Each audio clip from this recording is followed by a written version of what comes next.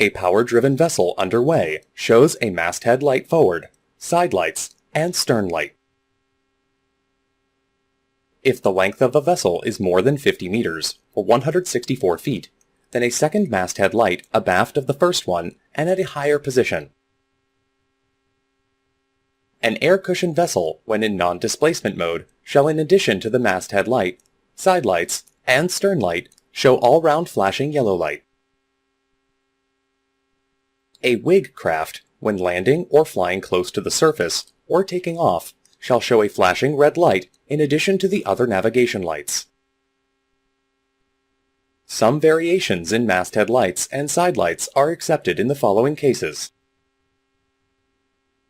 For a power-driven vessel of less than 12 meters, or 39.4 feet, an all-round white light and side lights are sufficient. For a power-driven vessel of less than 7 meters, or 23 feet, and doing speeds less than 7 knots, an all-round white light is sufficient. If possible, it shall show side lights.